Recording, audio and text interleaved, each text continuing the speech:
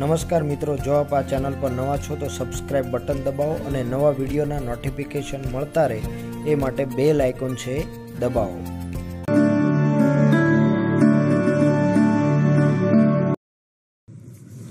નમસ્તે મિત્રો, આજના શિક્ષક દિનની સૌ શિક્ષક મિત્રોને શુભેચ્છાઓ છે, વંદન છે, અભિનંદન છે।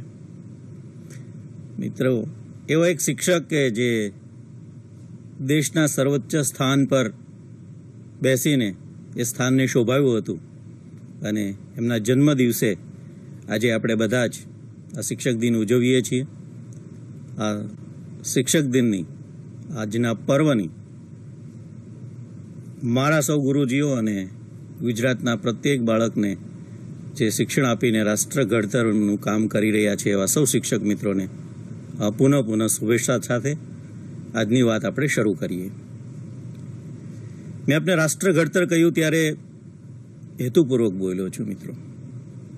21મી સદીમાં આપણું રાષ્ટ્ર કેવું હશે અથવા કેવું બનાવવું છે એનો આધાર છે એ આજનો વિષય છે। આપ સૌ મિત્રો જાણો છો કે 29મી જુલાઈએ આપણા દેશની કેબિનેટમાં આપણા વડાપ્રધાન શ્રીના અધ્યક્ષસ્થાને જે મળે એમણે આપણી રાષ્ટ્રીય શિક્ષણ નીતિ 2020ને માન્યતા આપી છે અને એના અમલીકરણ માટે જુદા જુદા પેટા જૂથો અને ટાસ્ક ફોર્સને જોરશોરથી કામ કરવાનું શરૂ કરી દીધું છે। ત્યારે MHRDએ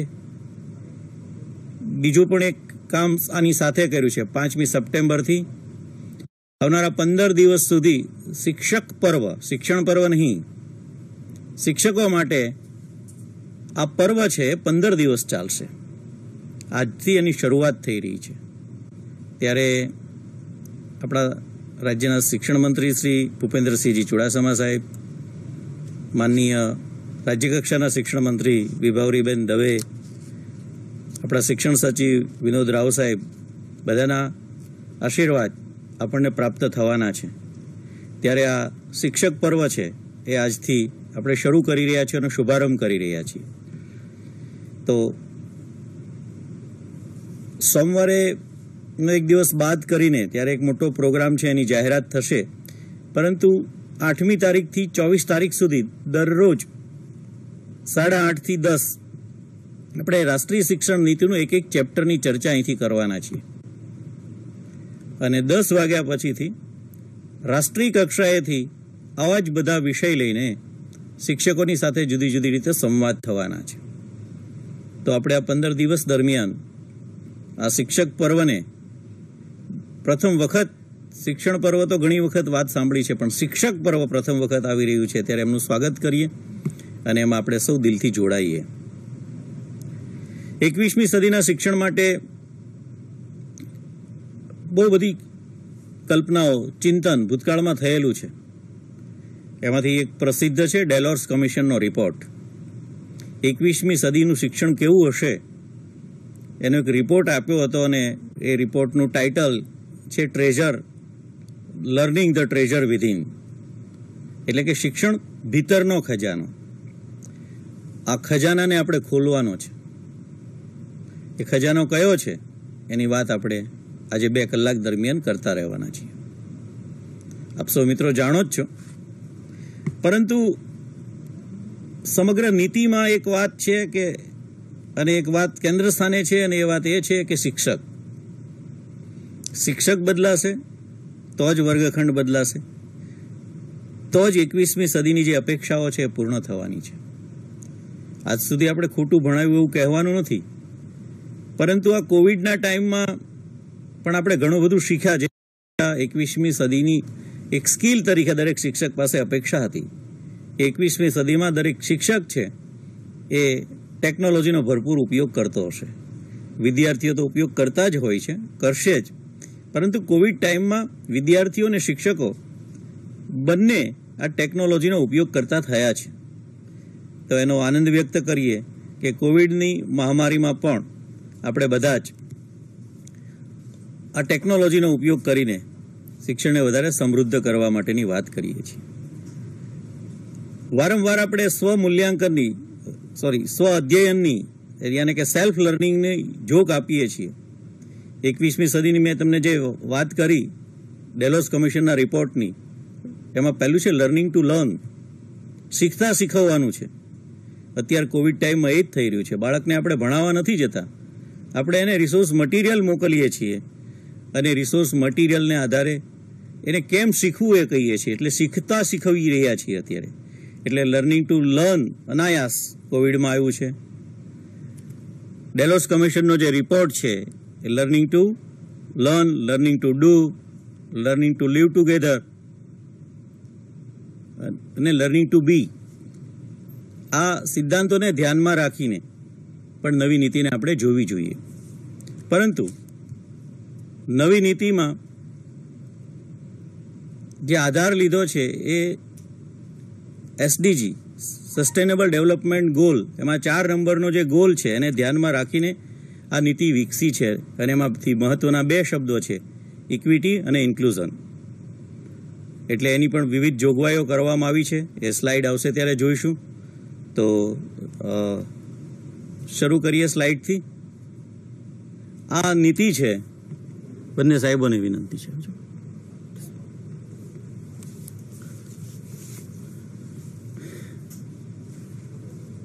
આજનો એજન્ડા છે આ 9 મુદ્દાઓને આધારિત છે, જે સ્ક્રીન પર છે, આપ જોઈ રહ્યા છો. આજે આપણે વાત કરીશું વિઝન અને મુખ્ય સિદ્ધાંતોની. સાર્વત્રિક પ્રવેશ અને પ્રારંભિક બાળપણનું શિક્ષણ કેવું હશે તેની, બાળકો કેવી રીતે શીખશે, આપણા માટે સૌનો મુદ્દો છે. એને માટેનો અભ્યાસક્રમ, એને વિશેનું શિક્ષણ વિષયક માળખું કેવું હશે, અભ્યાસક્રમમાં લર્નિંગ આઉટકમને ધ્યાનમાં રાખીને કેવી રીતે આપણે આગળ લઈ જવાનું છે, શાળાની વ્યવસ્થા છે, એકબીજાનો રિસોર્સનો આપણે ઉપયોગ કરી શકીએ એને માટે શાળા સંકુલ અને શાળાઓને એક્રિડેટ કરવાની જે વાત છે એ આપણે ત્યાં ઓલરેડી શરૂ થઈ ચૂકી છે, એ વિષય છે. શિક્ષકોના શિક્ષણની વાત એટલે ટીચર એજ્યુકેશનની ટ્રેનિંગ કેવી રીતે થશે અને નવું શું છે આ નીતિમાં.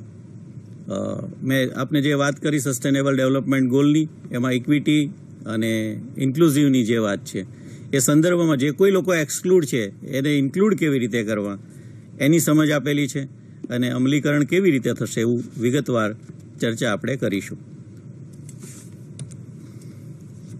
આપ સૌ મિત્રો જાણો છો એ મુજબ ડૉક્ટર કે કસ્તુરી રંગન, જે ઇસરોના સાયન્ટિસ્ટ છે, એમના અધ્યક્ષસ્થાને આ રાષ્ટ્રીય શિક્ષણ નીતિની સમિતિની રચના થઈ હતી. લગભગ 2016થી એની કામની શરૂઆત થઈ હતી.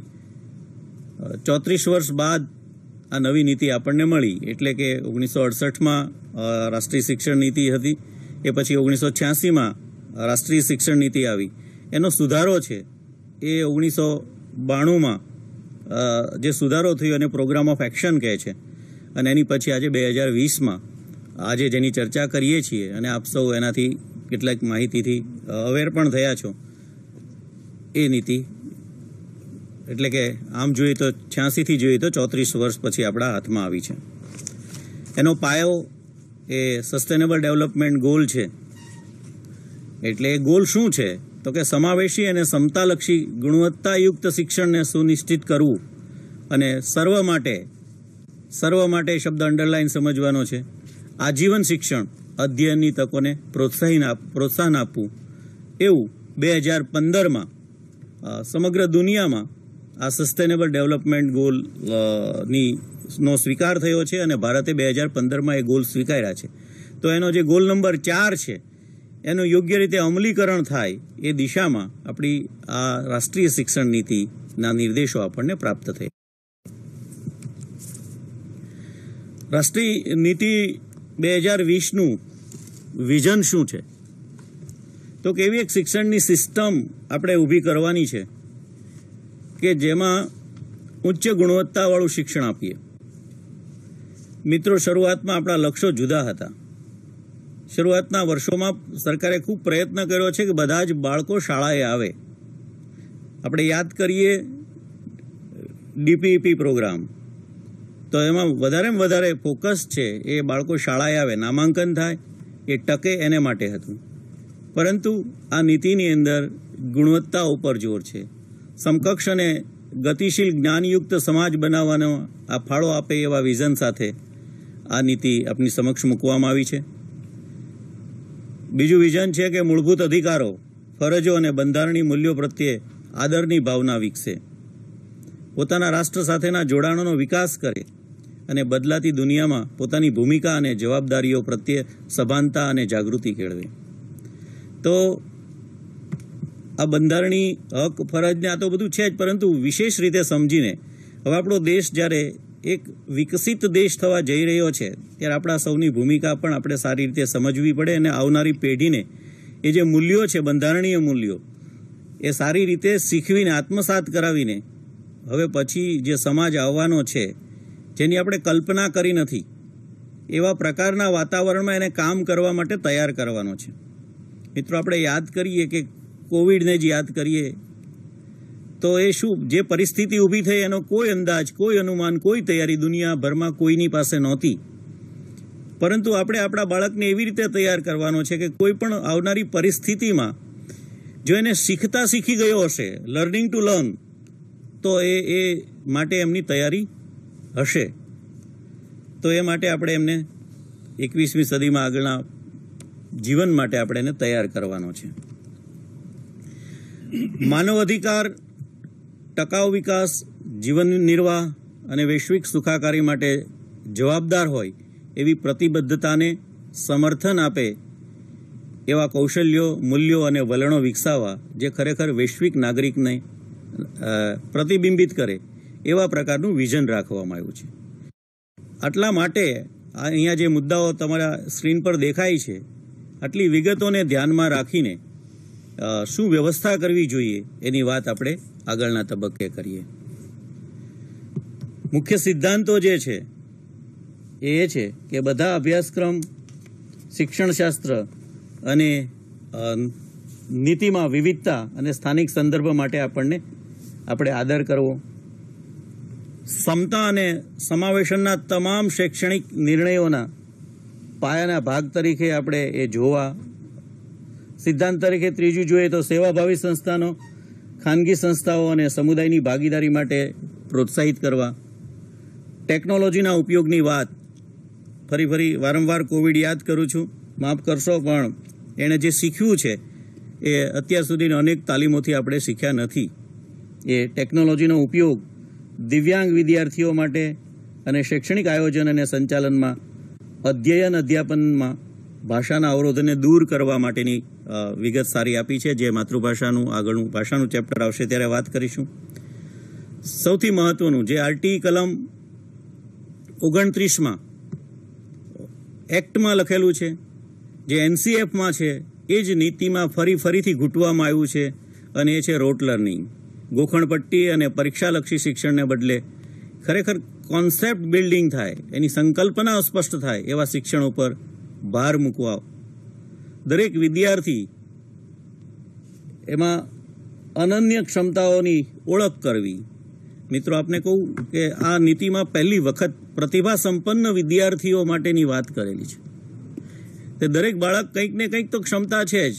મારી ને તમારી ફૂટપટ્ટીમાં એ કદાચ નબળો જણાતો હોય, પરંતુ દરેક વ્યક્તિમાં કંઈક એવી ક્ષમતા તો છે જેને ઓળખવાની અને બહાર લાવવા માટે એક પ્રતિભા સંપન્ન વિદ્યાર્થીઓ માટેનું કામ આપણે સૌએ કરવાનું છે. દેશમાં આ કામ ગત વર્ષથી શરૂ થયું છે, એ સંદર્ભ આવશે તો યાદ કરીશ. આગળની વાત છે વિવેચનાત્મક ચિંતન અને સર્જનાત્મકતા, તાર્કિક નિર્ણય લેવા અને નવીનતાને પ્રોત્સાહિત કરવાની વાત છે. સતત સમીક્ષા તો કોની અને કેવી રીતે? આપણે જે એકમ કસોટી લઈએ છીએ, જે સત્રાંતિક કસોટી લઈએ છીએ, રાષ્ટ્રકક્ષાએ જે નેશનલ એચિવમેન્ટ સર્વે થાય છે, રાજ્ય કક્ષાએ ગુજરાત એચિવમેન્ટ સર્વે થાય છે, કે વિશ્વ કક્ષાએ પીસા થાય છે, આ બધા છે એના દ્વારા વિદ્યાર્થીનું મૂલ્યાંકન તો થાય છે વિદ્યાર્થી પોતાના માટે, પરંતુ શિક્ષણ તંત્ર માટેની એક સમીક્ષા છે કે વિદ્યાર્થીનું પરફોર્મન્સ કેવું છે, દરેક વિષયમાં કેવું છે, દરેક લર્નિંગ આઉટકમમાં કેવું છે, અને એના દ્વારા તંત્રમાં શું સુધારો કરવાનો છે. ટેક્સમાં શું સુધારો કરવાનો છે, તાલીમમાં શું સુધારો કરવાનો છે, મારી તમારી વર્ગખંડની પ્રક્રિયામાં શું સુધારો કરવાનો છે, એના સાધન તરીકે આપણે આ વસ્તુને આપણે જોવાની છે.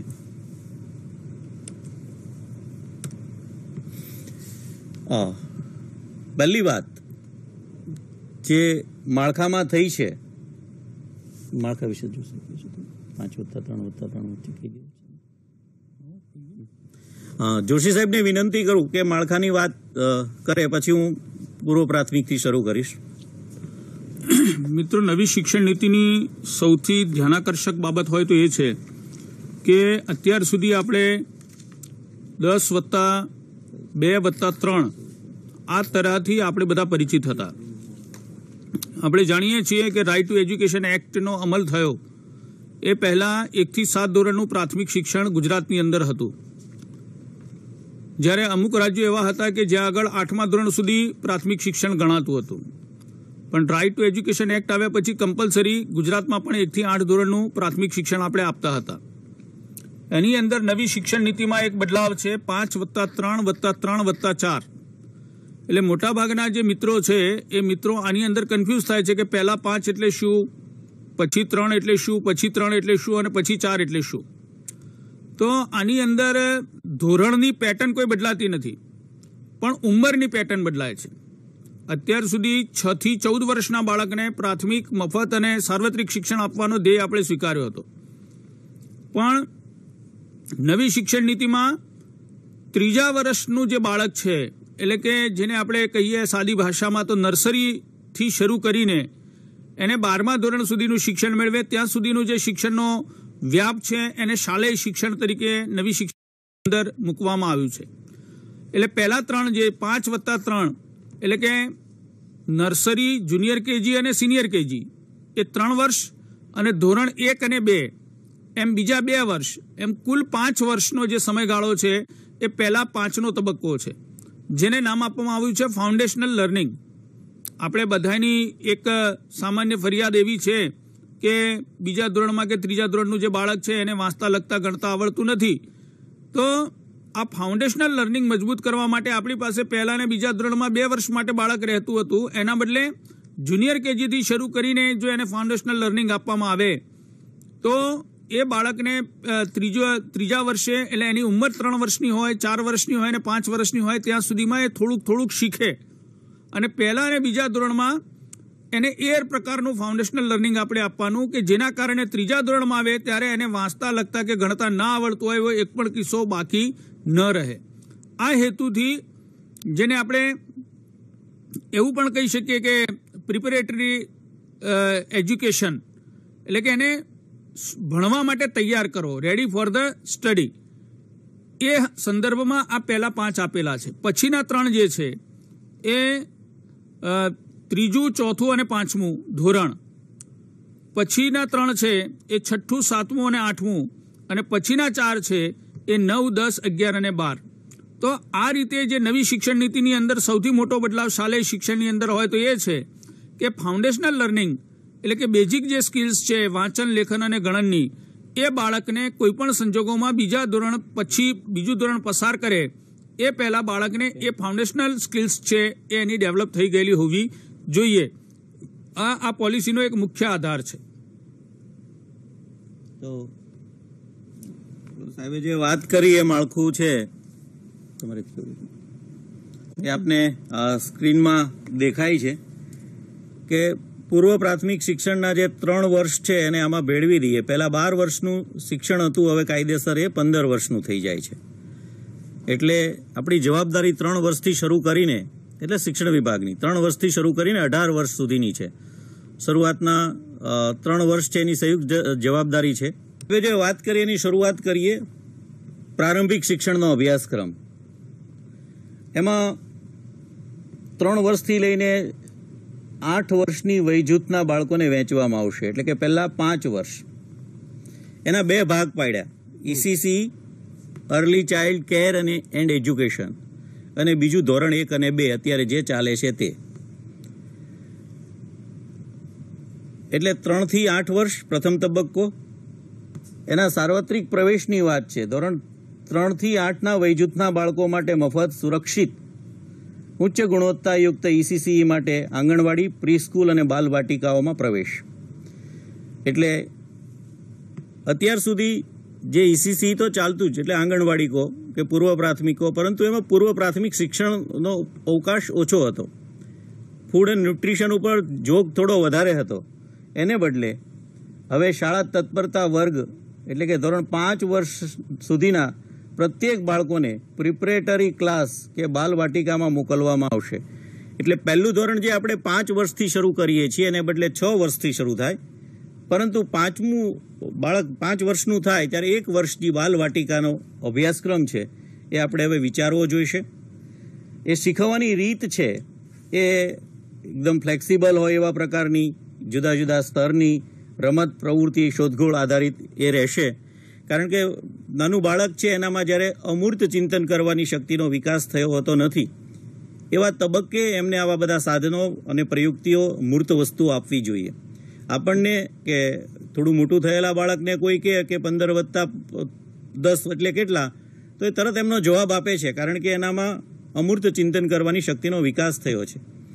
પરંતુ નાના બાળકને આપણે એવું પૂછીએ ત્યારે એમને આંગળીના વેઢા, પથ્થર, મોતી કે કોઈ વસ્તુઓનો, મૂર્ત વસ્તુનો સહારો લેવો પડે છે.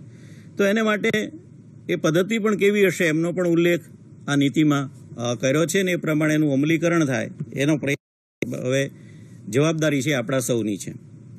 તમામ સ્તરે શિક્ષણને સાર્વત્રિક પ્રવેશની ખાતરી. સાર્વત્રિક શિક્ષણમાં આપણે એનરોલમેન્ટની વાત કરીએ છીએ તે 100% સુધી છીએ જ, પરંતુ હવે આપણે વિચારવાનું છે એ 3 વર્ષનું બાળક થાય ત્યારથી, એટલે અધ્યયન માટે બહુવિધ માર્ગો આપણે અપનાવવા પડશે. એ રીતે એ વિધિવત હોય કે અવિધિસર ના હોય, સરકારી હોય કે બિનસરકારી શાળા, બંને માટે એને પ્રોત્સાહન આપવામાં આવશે. તમામ સ્તરે નિર્ધારિત કરવામાં આવેલ અધ્યયન નિષ્પત્તિની સિદ્ધિ પર ધ્યાન આપવામાં આવશે. કે કઈ શાળામાં ભણે છે મહત્વનું નથી, પરંતુ બધાનું લર્નિંગ આઉટકમ તો સરખા જ હશે. તો એને ધ્યાનમાં રાખીને દરેકે પોતાની ગતિવિધિ છે, પ્રવૃત્તિઓ છે વિચારવાની રહે. એમનો જે આંકડો આવે છે ડ્રોપ આઉટવાળા બાળકોનો, તો 2 કરોડ કરતાં વધારે વિદ્યાર્થીઓ શાળા બહાર છે એવું કહે છે. એટલે સમગ્ર દેશની અહીંયા વાત કરવામાં આવી છે. વૈકલ્પિક અને સમાવેશી શિક્ષણ કેન્દ્રોની વાત છે. સમાવેશીની વાત વિગતવાર આપણે કરીશું. જે લોકોનો સમાવેશ શાળા શિક્ષણમાં આજે થતો નથી, એ ભાષાકીય રીતે વંચિત હોય, સામાજિક રીતે વંચિત હોય, સાંસ્કૃતિક રીતે વંચિત હોય, કે કોઈ શારીરિક ખામીને કારણે એ કોઈ સમસ્યા હોય, જે શાળાની અંદર આવી શકતા નથી, આપણે એનો સમાવેશ કરી શકતા નથી, એવા બધા જ બાળકોનો સમાવેશ કરવા માટેની વાત વારંવાર SDG ગોલને ધ્યાનમાં રાખીને કરવામાં આવી છે. આપણે જ્યારે શિક્ષણ આપીએ છીએ ત્યારે જુદી જુદી જે રીત છે એમાંની એક મહત્વની રીત છે સહપાઠી શિક્ષણ, પિયર લર્નિંગ. તો એ પિયર લર્નિંગ છે એને મહત્વ આપ્યું છે. શિક્ષક જ્યારે બાળકને ભણાવે છે ત્યારે અમુક રીતે જ અમુક સમજ હોય છે, પરંતુ એક બાળક જ્યારે શીખી ગયો હોય છે એ એના બાજુવાળા બાળકને શીખવે છે અથવા સૌ સાથે મળીને શીખે છે ત્યારે એની સમજાવવાની રીત એનાથી વધારે સરળ છે જે રીતે સમજો છે.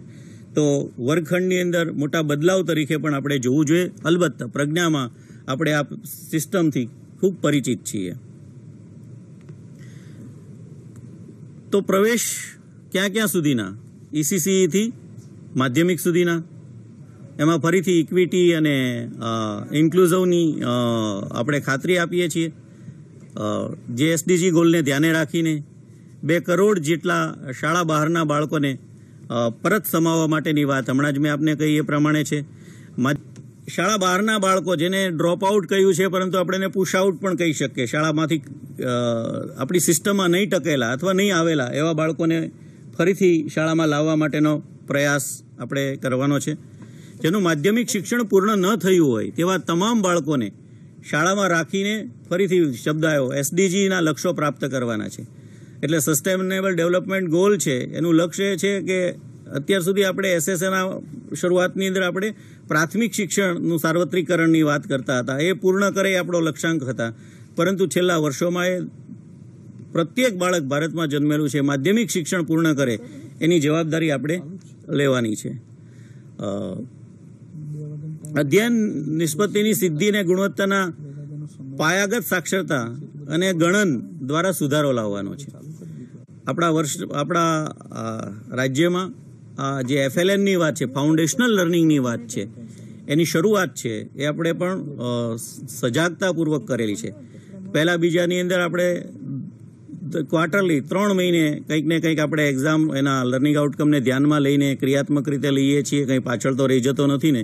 ધોરણ 2 ને અંતે ધોરણ 2માં જે શીખવા પાત્ર છે એ બધા જ લર્નિંગ આઉટકમ શીખીને આગળ જાય એના માટેનો પ્રયાસમાં આપ સૌ ભાગીદાર રહ્યા છો, આપ જોડાયેલા છો, આપને ખ્યાલ છે. ઉપરના ધોરણવાળા પણ એની ધ્યાનમાં રહે એટલા માટે વાત કરું છું. આપણે 2 વર્ષથી બીજા ધોરણની અંદર બધા જ લર્નિંગ આઉટકમ એ સિદ્ધ કરે એના માટે પ્રયાસો શરૂ કર્યા છે.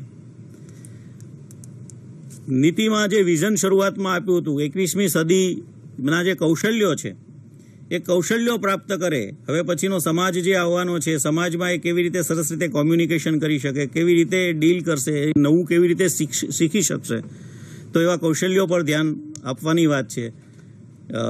આગળની વાત છે શાળા સંકુલ અને સંસાધનોની વહેંચણી, એક બીજી શાળાને કેવી રીતે ઉપયોગી થઈ શકાય, એક ક્લસ્ટર બનાવીને એના શિક્ષકો, એના સંસાધનો, એની લેબોરેટરી, એના રમતના મેદાન, આ બધાનો ઉપયોગ કેવી રીતે કરી શકાય એ સંદર્ભની અંદર શિક્ષણ આપણે જોવાનું છે. અધ્યયનમાં ભાષાનો અવરોધ, જ્યારે અન્ય માધ્યમમાં બાળકો ભણે છે ત્યારે ભાષા મોટો અવરોધ થાય છે, ખાસ કરીને એટલે અંગ્રેજી માધ્યમ કે જે માતૃભાષા નથી તો એ દૂર કરવા માટેના પ્રયાસો પણ આમાં જોગવાઈ કરવામાં આવી છે. સરકારી અને ખાનગી શાળામાં બાળકો માટે સમાન ધારાધોરણો, એટલે લર્નિંગ આઉટકમની મેં વાત કરી ત્યારે કહ્યું હતું કે લર્નિંગ આઉટકમ સમગ્ર સિસ્ટમની અંદર એક જ પ્રકારના રહેશે. એની રીત, એની શાળાઓ કંઈ પણ જુદી હોઈ શકે, પરંતુ અંતે માપવાના થશે એ લર્નિંગ આઉટકમ. બાળક કેવી રીતે શીખશે એ માળખાની વાત આપણે હમણાં જ કરી. આ ECCEનું ફ્રેમવર્ક કેવું હશે? તો એને માટે NCERT છે, નેશનલ કરિક્યુલમ પેડાગોજિકલ ફ્રેમવર્ક છે, એ અર્લી ચાઇલ્ડહુડ એન્ડ એજ્યુકેશન માટે એ બનાવશે. 2021 જૂન પહેલાં એ આપણને મળશે એવો અત્યારે પ્રયાસ થઈ રહ્યો છે. આ પૂર્વ પ્રાથમિકમાં બાળક જે ભણશે એ સંશોધન દ્વારા શીખશે, એટલે કે કંઈ એમાં દુનિયામાં જે કંઈ બેસ્ટ થયું છે એ બધી જ વસ્તુઓ, સારી વસ્તુઓ છે, આપણે એનો અભ્યાસ કરીને આમાં સમાવિષ્ટ કરવામાં આવશે. બાળક છે એ તાર્કિક ચિંતન કરતા શીખે, સમસ્યા ઉકેલ કરતા શીખે, અને મેં તમને કહ્યું કે અમૂર્ત ચિંતન કરતા ધીમે ધીમે એ સાધનો દ્વારા કરી શકે એને માટેની એવી તૈયારીઓ ECCEના ફ્રેમવર્કમાં હશે. શાળા માટે એને તૈયાર કરવાનો છે. આપણે સૌ પરિચિત છીએ ગુજરાતના શિક્ષકો શાળા તત્પરતા મોડ્યુલથી. આપણે 3 માસ માટે રાખીએ છીએ. સેમ એ જ ભલામણ રાષ્ટ્રીય કક્ષાએ પણ અત્યારે આ રાષ્ટ્રીય શિક્ષણ નીતિમાં એનો સમાવેશ કરવામાં આવ્યો છે કે જે બાળકનું પૂર્વ પ્રાથમિક શિક્ષણના જે કૌશલ્યો છે એ હસ્તગત કરીને નથી આવતો તો એનું શાળા શિક્ષણ સારી રીતે ન થાય. એટલા માટે એ હસ્તગત કરવા માટે આપણે સરકારની વ્યવસ્થા વિચારી છે, જેનો અમલ આપણા રાજ્યમાં સારી રીતે થઈ રહ્યો છે અને રાષ્ટ્રીય શિક્ષણ નીતિમાં એની ભલામણ કરવામાં આવી છે. તો પૂર્વ પ્રાથમિક શિક્ષણ દરમિયાન, એટલે કે પ્રારંભિક સમયગાળામાં જે વર્ષો છે એમાં શિક્ષણ કેવી રીતે કરવું જોઈએ, કઈ કઈ બાબતોની કાળજી રાખવી જોઈએ, શેનો સમાવેશ કરવામાં આવશે? તો કે બાળકને સીધું ભણાવી દેવા માટે ને બદલે એના જિજ્ઞાસાનો વિકાસ થાય, એને રસ પડે કે હા હવે શું હશે, હવે કેવી રીતે ભણવાનું છે, એટલે વિષય વસ્તુ સીધું એટલે બાળકમાં આપણે જેમને હેતુકથન કહીએ છીએ, પરંતુ હેતુકથન પણ એક જિજ્ઞાસાની માત્રા વધારે એવા પ્રકારનું હોવું જોઈએ.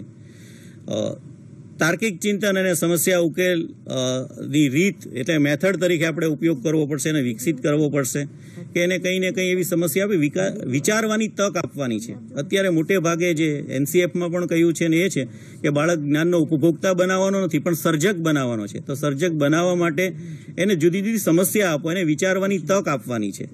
વધારે રસપ્રદ બનાવવા માટે આપણે છે એને કલા અને સંગીત દ્વારા આપણે એની મદદ લઈશું. બહુ સારી વાત કરી છે કે કુદરત સાથે સંબંધ બાંધવાનો છે, માત્ર વર્ગખંડની અંદર કે એસી વર્ગખંડમાં નહીં, પરંતુ તમે બાયોલોજીની વાત કરો છો ત્યારે એનું સીધું જોડાય, એ શાળાની આજુબાજુના વનસ્પતિઓનો પરિચય મેળવે, ખેતરનો પરિચય મેળવે, આકાશનો પરિચય મેળવે. આ બધી જ વસ્તુ કુદરત સાથે સંબંધ બાંધવાની વાત સરસ રીતે આમાં કરવામાં આવી છે. રંગો, આકારો અને વિવિધ પ્રકારની વિધિઓ, સંખ્યાની ઓળખ રસપ્રદ રીતે કરાવવામાં કેવી રીતે આવે, બાળકોનું પિયર લર્નિંગ, જૂથ કાર્ય અને એનું સંકલન લર્નિંગમાં કેવી રીતે કન્વર્ટ થાય એ પણ આપણે જોવાનું રહે. એને માટેની પદ્ધતિ છે, રમત, પ્રવૃત્તિ, શોધખોળ વગેરે હોઈ શકે. નૈતિકતાની વાત કથાઓ, વાર્તા કે પ્રવૃત્તિ દ્વારા આપવાની રહે. સ્વ ઓળખ, જે આપણે WHO એ જે 10 લાઈફ સ્કિલ આપી છે, એમની પહેલી લાઈફ સ્કિલનું નામ છે સ્વ ઓળખ, સ્વજાગૃતિ.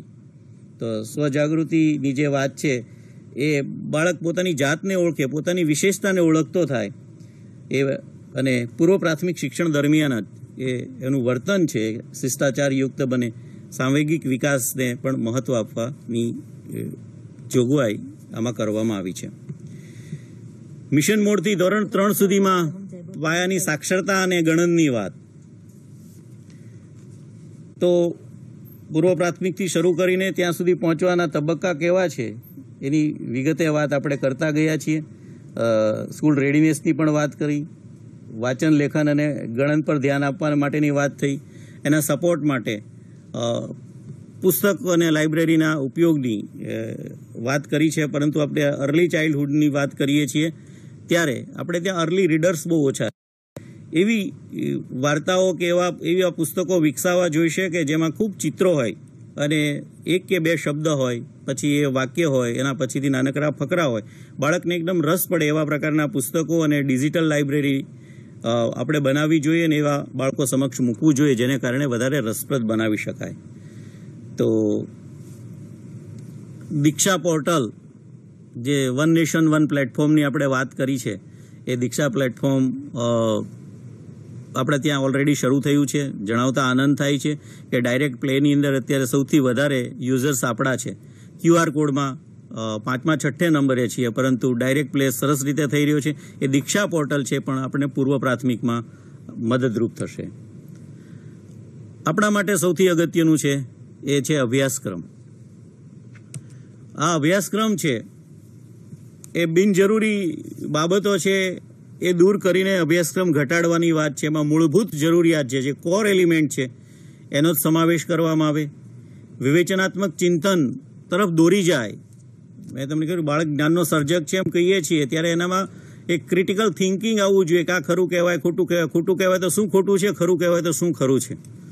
તો એવી રીતે એક વૈજ્ઞાનિક આધાર સાથે સાયન્ટિફિક થિંકિંગ કરતો થાય એવી પરિસ્થિતિ આપણા લર્નિંગ આઉટકમને આધારે આપણી ટેક્સ્ટ બુકમાં, આપણા વર્ગખંડમાં, આપણા વર્ગ વ્યવહારની અંદર વિકસાવવી પડશે. અને આપણા વર્ગખંડો પણ વન વે ન બની જાય, ઇન્ટરેક્ટિવ બને. એટલે શિક્ષક અને વિદ્યાર્થી સતત પ્રશ્નોત્તરીને આધારે ઇન્ક્વાયરી મોડેલ પણ અંદર આપેલું છે. તમે વાંચશો, આપણે ચેપ્ટર દીઠ ચર્ચા કરવાના છીએ ત્યારે એની વિગતે વાત કરીશું. તો વર્ગખંડ વન વેને બદલે વધારે ઇન્ટરેક્ટિવ કેવી રીતે થાય એ માટે મારે તમારે બદલાવવું પડશે. સૌથી મહત્વની વાત એ એક્સપેરિયન્શિયલ લર્નિંગ, અનુભવજન્ય અધ્યયન. લગભગ 6ઠ્ઠા ધોરણથી આપણે ત્યાં ઇન્ટર્નશીપની વાત છે, વોકેશનલ એજ્યુકેશનની વાત છે, અને ફિલ્ડમાં જઈને બાળક શીખે. માત્ર પુસ્તકને આધારે એ ખેતીની પ્રક્રિયા કે કઈ વસ્તુ બનાવવાની રીત છે, પ્રક્રિયા કેવી છે, પાઠ્યપુસ્તકમાં વાંચે, એને બદલે એ એવી રીતે તૈયાર થાય કે અનુભવ કરે. તો એક્સપિરિયન્શિયલ લર્નિંગ ઉપર ખૂબ મોટો ભાર મૂકેલો છે. આખી વાતનો સાર એ છે કે ગુખણપટ્ટીથી દૂર કરીને કૌશલ્ય આધારિત અધ્યયનને પ્રોત્સાહન આપવા માટે અભ્યાસક્રમ અને પદ્ધતિશાસ્ત્રમાં 2022 સુધીમાં આપણે બહુ મોટું પરિવર્તન લાવવું જોઈશે. 2022 સુધીની અંદર આપણી પાસે 2 પ્રકારના ફ્રેમવર્ક આપણને મળવાના છે. ફ્રેમવર્કને આધારે આપણે સ્ટેટનું પણ ફ્રેમવર્કમાં બનાવવાનું છે, અને એ છે 2 નેશનલ કરિક્યુલમ ફ્રેમવર્ક અને national curriculum framework for teacher education. જેને આધારે એ આપણને નિર્દેશો મળશે કે અભ્યાસક્રમની અંદર આપણે કેવા પ્રકારના ફેરફારો કરવા પડશે, આપણે મૂલ્યાંકનમાં કેવા પ્રકારના ફેરફારો કરવા પડશે. આ બંને રીત છે એ આપણને બંને NCF-માંથી આપણને પ્રાપ્ત થશે. હા, બિલકુલ આરામથી પૂરું જ કરવાનું. જી સર, આપણે કંઈ ભાષણ નથી કરવાનું. અધ્યયન નિષ્પત્તિઓ, અભ્યાસક્રમની જ્યારે વાત આવે છે ત્યારે આપણે પહેલા હેતુઓ કહેતા હતા, પછી ક્ષમતાઓ કહેતા હતા, હવે આપણે અધ્યયન નિષ્પત્તિઓ કહીએ છીએ. અને અત્યારે 10મા ધોરણ સુધીની અધ્યયન નિષ્પત્તિઓ NCERT તૈયાર કરીને આપી દીધી છે આપણને. તો એનો પણ આપણે સૌએ અભ્યાસ કરવો પડશે અને એ જે અધ્યયન નિષ્પત્તિઓ કે ક્ષમતાઓ છે એના જુદા જુદા વિષય સાથે સંકલન કરીને એના પર આપણે ધ્યાન આપવાનું રહેશે. વિષયોના સંકલનની વાત છે.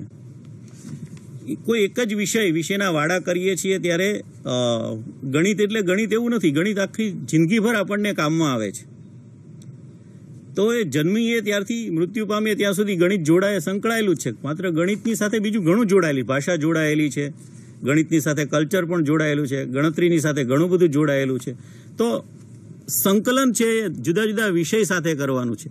જ્ઞાન તો અખંડ છે, તેના ટુકડા આપણે વ્યવસ્થા માટે કર્યા છે. એને બદલે હવે એનું સંકલન થાય એના ઉપર જોર છે. વૈજ્ઞાનિક અભિગમનો વિકાસ જે બંધારણનું મૂલ્ય પણ છે અને બહુ સ્પષ્ટ વાત છે કે નો સાઇલોઝ એટલે કંઈ અલગ અલગ ખાડા, અલગ અલગ કમ્પાર્ટમેન્ટની વાત નથી, પરંતુ એને સમગ્ર રીતે જોવાનું છે. એ શૈક્ષણિક અને સહશૈક્ષણિક કે શિક્ષણેતર પ્રવૃત્તિ એમ આપણે સમજવાનું નથી. આ બધી જ પ્રવૃત્તિઓ આપણના જીવન માટે, જીવનના ઘડતર, ત્યારે એને કોઈનું મહત્વ વધારે અને કોઈનું મહત્વ ઓછું એમ આપણે આંકવાનું નથી કે આ શૈક્ષણિક છે ને આ વ્યવસાયિક છે, આ વિજ્ઞાન છે ને આ માનવ વિદ્યા છે. માનવ વિદ્યા કે ત્યારે ભાષા ને ઇતિહાસ ને એ બધું હ્યુમેનિટીઝ જેને આપણે કહીએ છીએ. તો એવી રીતે અલગ અલગ ભાગ કરવાના નથી. તો બધા જ વિષયો છે એને સરખું વેઇટેજ મળે એવા પ્રકારનો પ્રયાસ આપણે સૌએ મળીને કરવો પડશે.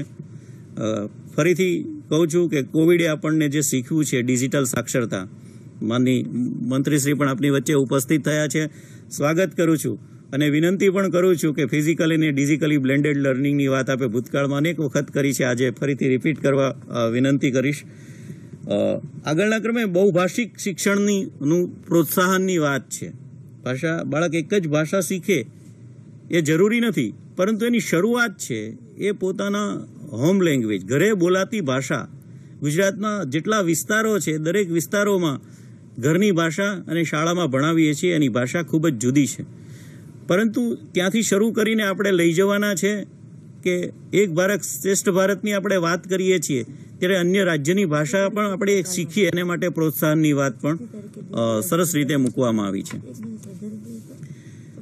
આપણે ત્યાં આ કાર્યક્રમ કંઈક અંશે શરૂ થયેલો છે એ સ્કૂલ હેલ્થ પ્રોગ્રામના નામે, પરંતુ અહીંયા આખા દેશમાં એ માળખું, આપણા રાજ્યમાં થયેલા ઘણી બધી સારી પ્રવૃત્તિ આખા દેશમાં હવે જવાની છે, પરંતુ આપણે પણ એવો સઘન રીતે કરવી પડશે, એક સ્ટેપ આગળ જવું પડશે. સૌથી પહેલી વાત છે કે વિદ્યાર્થીઓના દરેકની શારીરિક તપાસ જે આપણે સ્કૂલ હેલ્થ પ્રોગ્રામમાં કરીએ છીએ, માનસિક અને શારીરિક બંને તંદુરસ્તીની વાત અહીંયા કરી છે, ત્યારે દફતરનો ભાર હળવો કરવો એ બંને રીતે આપણે જોવાનો છે. વિદ્યાર્થીઓને સ્વાસ્થ્ય અને પોષણ માટે એટલે શારીરિક શિક્ષણમાં આટલી બધી વિગત, એક આખું ચેપ્ટર સરસ રીતે આપેલું છે, એનો આપણે અભ્યાસ કરવો પડશે અને એને આધારે આપણા વર્ગખંડમાં, આપણી શાળામાં શું બદલાવ લાવવો પડશે એનો આપણે પૂરી કાળજી સાથે વિચાર કરવાનો છે. શાળાની અંદર સરસ વાત કરી છે. આપણે બધા બીએડમાં સાયકોલોજી ભણીએ છીએ, એ બીએડ કર્યું હોય, એમએડ કર્યું કે પીટીસી કે ડીએલએડ હોય, ત્યારે સાયકોલોજી ભણીએ છીએ. આપણે વૈયક્તિક શીખીએ છીએ, બાળકના વ્યક્તિત્વ વિશે શીખીએ છીએ, એની લર્નિંગ સ્ટાઇલ શીખીએ છીએ, પરંતુ વર્ગખંડમાં જઈએ છીએ ત્યારે કદાચ ભૂલી જઈએ છીએ. ત્યારે બાળકને ખરેખર શું સમસ્યા હશે, એનું લાઇકિંગ શું છે, એને શેમાં રસ છે, આવું શોધવું પડશે. કારણ કે આપણે માત્ર વિષય ભણાવતા નથી, આવનારા સમયના રાષ્ટ્ર નિર્માણ માટે તૈયાર કરીએ છીએ. ત્યારે એની મહત્વની એનો રસ શું છે, એ શું થઈ શકે એમ છે, એની નબળાઈ કઈ છે, એમાંથી એને ઓવરકમ કરીને કેવી રીતે બહાર લાવવો, આના માટે કાઉન્સેલરની ભૂમિકાની વાત વિગતે મૂકવામાં આવી છે.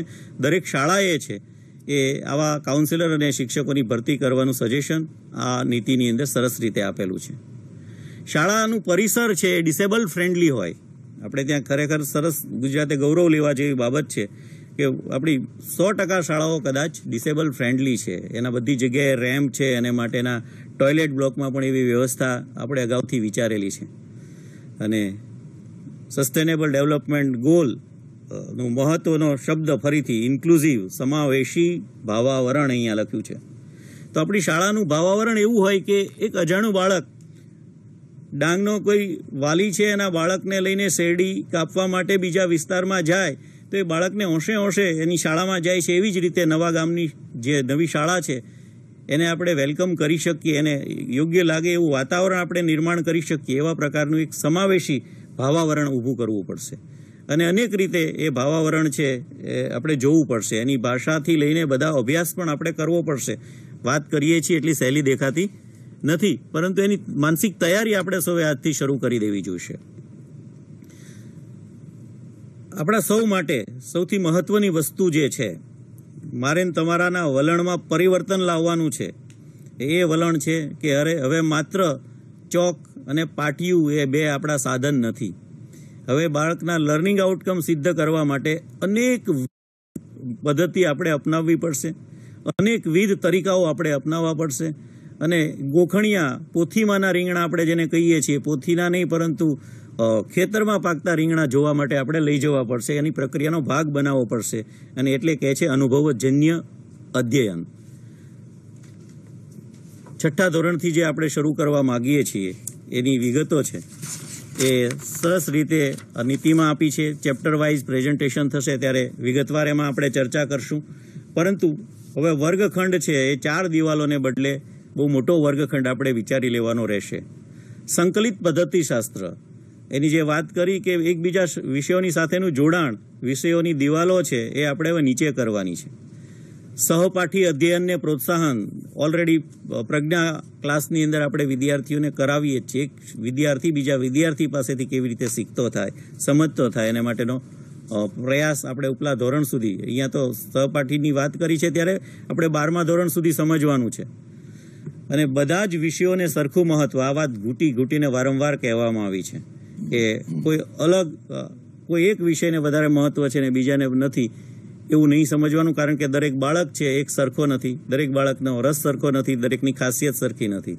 તો એમને જે અનુકૂળ આવે છે એવા વિષયોમાં આગળ વધે. આગળ જઈને ઉચ્ચ અભ્યાસ વખતે તો એને અનેકવિધ તક મળવાની છે. મલ્ટીડિસિપ્લિનરી એપ્રોચની ત્યાં જે વાત છે તો એ કેવી રીતે લઈ શકે, અત્યારે એના બીજ રોપાવા જોઈએ અહીંયાથી. દફતર મુક્ત દિવસ, જે મિનિમમ 10 દિવસની ઇન્ટર્નશીપની વાત 6ઠ્ઠા ધોરણથી કરી છે. ખરેખર બહુ જ ઐતિહાસિક પગલું કહેવાશે આ, જો ખરેખર આની શરૂઆત થશે. બાળકે ગામના કારીગરોનો પરિચય મેળવતો થાય, એ આખી કેવી રીતે પ્રક્રિયા કરીને આવે છે. અત્યારે શહેરના બાળકને કોઈને પૂછવામાં આવે કે દૂધ ક્યાંથી આવે તો ડેરીથી આવે, એને બદલે આખી પ્રોસેસ એ સમજતો થાય, એની નજરે જોયેલું હોય, એમાં એ ભાગીદાર બન્યો હોય, તો એક સમાજનું, એક દુનિયાનું એક વાસ્તવિક ચિત્ર આવે, એકબીજાની સાથે એ બધું જોડતો જાય. એ રીતે ટેકનોલોજીનો ઉપયોગ, તો અધ્યયન અધ્યાપન પદ્ધતિમાં ટેકનોલોજીનો ઉપયોગ કરવામાં રાજ્ય ઘણું જ અગ્રેસર છે, પરંતુ ત્યાંથી અટકી જવાનું નથી. હજુ આપણે એનાથી આગળના સ્ટેપ પર સારી રીતે આગળ જવા માટેનો પ્રયાસ કરવો જોઈએ. પાઠ્યપુસ્તકો બધા જ રાષ્ટ્રીય કક્ષાએ લર્નિંગ આઉટકમ હશે, પણ એ લર્નિંગ આઉટકમની અંદર આપણે સ્થાનિક સંદર્ભોને ઉમેરવાના છે.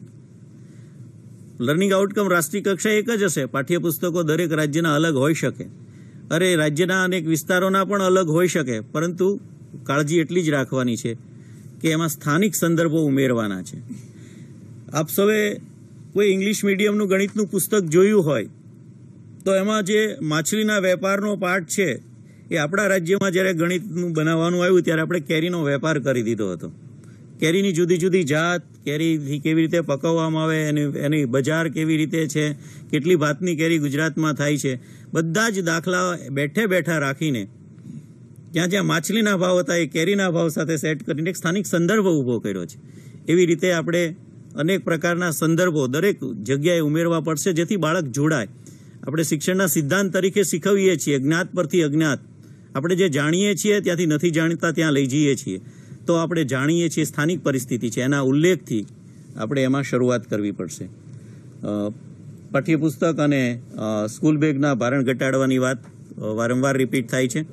ફરીથી ભારતનું ભવિષ્ય અને આગામી ક્ષેત્રોમાં ભારતની નેતૃત્વની ભૂમિકા કેવી રીતે વિકસશે, ડિસિઝન મેકિંગ એ મુખ્ય લક્ષણ છે નેતૃત્વનું, અને જુદા જુદા વિષયો દ્વારા કેવી રીતે લઈ જવાય. 6ઠ્ઠા ધોરણથી કોડિંગ શીખવવાની વાત આ નીતિની અંદર મૂકી છે. તો જે પ્રોગ્રામિંગ કરીએ છીએ કમ્પ્યુટરમાં એનો પાયો ગણિત છે. તો ગણિતમાં આપણે કેવા ફેરફાર કરીશું, કેવી પ્રવૃત્તિઓ કરાવશું, વિદ્યાર્થીઓ વધારે સાયન્ટિફિક વિચારે અને કોડિંગ તરફ જાય તેવા માટેના પ્રયાસ કરીએ. ભારતનું જ્ઞાન, આપણે ભારતીય સંસ્કૃતિની બહુ વાતો કરીએ છીએ, પરંતુ ખરેખર આપણે એને હસ્તાંતરિત કરીએ છીએ ખરા આવનારી પેઢી માટે? તો કે આપણા જ્ઞાનમાં, આપણા પુરાણોમાં, આપણા શાસ્ત્રોમાં કેટલી બધી શાસ્ત્રીય વાતો કરી છે. પાયથાગોરસનું પ્રમેય પણ આપણા ભારતીય ઋષિના નામે બોલે છે, એના પુરાવા પણ છે. આપણે કેટલી કોઠાસૂઝ ગામડાઓમાં આજે પણ છે કે જેનો ક્યાંય ઉલ્લેખ, કેટલા રોગો મટાડવા માટે દેશી નુસ્ખાઓ છે જે ક્યાંય MBBSમાં ભણાવવામાં આવતા નથી. એવી અનેક રીત ભારતીય જ્ઞાનની પરંપરા છે, ઇન્ડિજિનિયસ નોલેજ જેને કહેવાય, ગામડાઓમાં ખૂબ પડ્યું છે. આ બધી જ વિગતોને જાણીને કેવી રીતે એનો સાયન્ટિફિક હોય એનો આપણે અમલ કરીએ. એની સામે કેટલીક નુકસાનકારક વસ્તુઓ છે, એનાથી વિદ્યાર્થી દૂર રહે. ખાલી તમાકુ ન ખવાય એટલું પૂરતું નથી, પરંતુ અહીંયા જે વિગતો આપી છે, આલ્કોહોલ, તમાકુ અને અન્ય દવાઓ નુકસાનકારક પ્રભાવોથી વૈજ્ઞાનિક ખુલાસાઓ સાથે અભ્યાસક્રમનો ભાગ બને. તો માત્ર કહી દેવાનો ઉપદેશ નહીં, પરંતુ સાયન્ટિફિક રીતે આપણે સમજાવી શકીએ એની વિગતો મૂકેલી છે. અભ્યાસક્રમ પછી બીજો એવો તબક્કો છે મૂલ્યાંકનનો. મૂલ્યાંકનની અંદર હું બીજા મુદ્દાથી જ વાતની શરૂઆત કરીશ. અત્યારે મૂલ્યાંકન કેવી રીતે કરવામાં આવે, કેટલીક શાળાઓમાં એવું થતું હતું. એને માટે આપણે સમાન પ્રક્રિયા લાયા કે ગોખણપટ્ટી, કેટલીક યોગ્ય જોડી, ખાલી જગ્યાઓ, આટલી વસ્તુઓ તો હોય જ, એટલું આપી જ દેવાનું, ગોખી નાખવાનું હોય. કે MCQમાં અમુક ગોખી નાખે એટલે પાસ થઈ જાય. તો ગોખણપટ્ટીથી દૂર કરીને ખરેખર વિદ્યાર્થીઓ સંકલ્પના સમજે, એ સંકલ્પનાનો સમાજમાં એટલે એનો ક્યાં ઉપયોગ થાય છે, કયા ક્ષેત્રમાં ઉપયોગ થાય છે, એની સમજ વિકસે. એટલે એપ્લિકેશન ઓફ નોલેજ એવા પ્રકારના પ્રશ્નો તરફ આપણે જવાનું રહેશે. શાળાના પરીક્ષાનું પરિણામ છે એ વિદ્યાર્થીઓ કરતાં તંત્રના વિકાસ માટે, તંત્રના સુધારા માટે કેવી રીતે ઉપયોગ લઈ શકાય એવા પ્રકારનું ચિંતન મૂલ્યાંકનની અંદર કરવાનું છે. ધોરણ 9 થી 12નું મૂલ્યાંકન, કે જેમાં 10મું અને 12મું બંને 2 બોર્ડની એક્ઝામ આવે છે. તો બોર્ડની પરીક્ષામાં મૂળભૂત ક્ષમતાઓની ચકાસણી કરવાની હોય અને આ બોર્ડની પરીક્ષાઓ છે એને સરળ બનાવવામાં આવશે. બોર્ડની પરીક્ષાઓ પરનું ભારણ ઘટાડીને આગળ જે અભ્યાસક્રમમાં એને એડમિશન લેવાનું છે એના એન્ટ્રન્સ ટેસ્ટને આધારે એને એડમિશન થશે એવા પ્રકારની ભલામણ પણ વિચારવામાં આમાં આવી છે. મૂલ્યાંકન માટે કોઈ એક જ પદ્ધતિ નહીં, પરંતુ કેવી રીતે ક્રિયાત્મક રીતે લઈ શકાય, લેખિત લઈ શકાય. લેખિતમાં હેતુલક્ષી એટલે કે જુદા જુદા પ્રકારના જે માત્ર MCQ નહીં પણ બહુવિધ પ્રકારના પ્રશ્નો મૂકીને લઈ શકાય.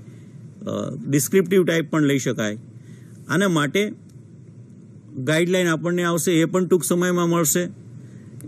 NCERT, SCERT અને જુદા જુદી જે સંસ્થાઓ છે એને માર્ગદર્શન આપવા માટે એક પરખ નામની સંસ્થા છે, એ રાષ્ટ્રીય કક્ષાએ સ્થાપવામાં આવશે.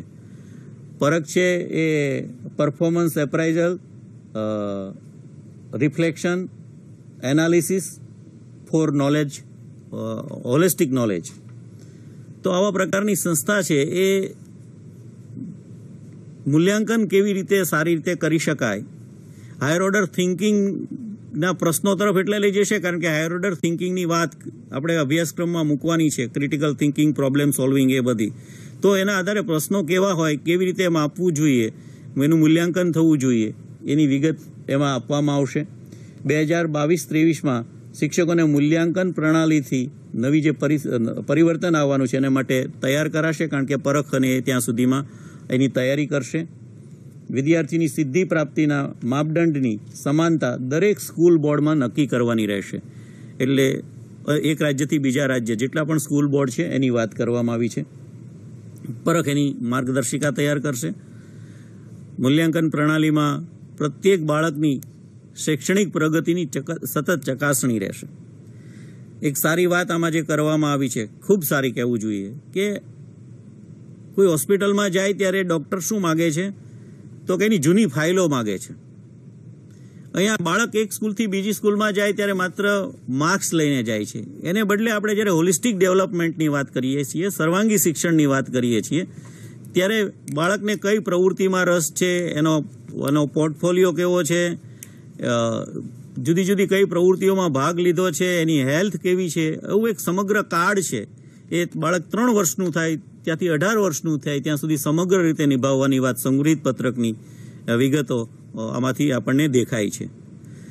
તે બોર્ડની પરીક્ષાઓને વધુ લચીલી, ફ્લેક્સિબલ બનાવવા માટે એમાં જે આવશ્યક કૌશલ્યની જરૂરિયાત પણ પરીક્ષામાં કેવી રીતે માપી શકાય, મૂળભૂત સંકલ્પનાઓને અને ઉચ્ચ સ્તરીય કૌશલ્યોની, હાયર ઓર્ડર થિંકિંગની આપણે જે વાત કરીએ છીએ એવા પ્રશ્નોની, કૌશલ્યોનું મૂલ્યાંકન કેવી રીતે થાય, વિદ્યાર્થીઓની પ્રગતિ જાણવા માટે જે AI ટેકનોલોજીની વાત કરીએ, ઓગમેન્ટેડ રિયાલિટીની, આર્ટિફિશિયલ ઇન્ટેલિજન્સની વાત કરવામાં આવી છે, એવા સોફ્ટવેર તૈયાર કરવાની અને એની મદદથી વિદ્યાર્થીનું મૂલ્યાંકન કરવાની વાત છે. પરખ જેવી national assessment centre, national testing agency જે શિક્ષકોની ભરતી અને BEd પ્રવેશ માટે એનો ઉપયોગ થઈ શકે એવી જોગવાઈ આમાં મૂકવામાં આવેલી છે.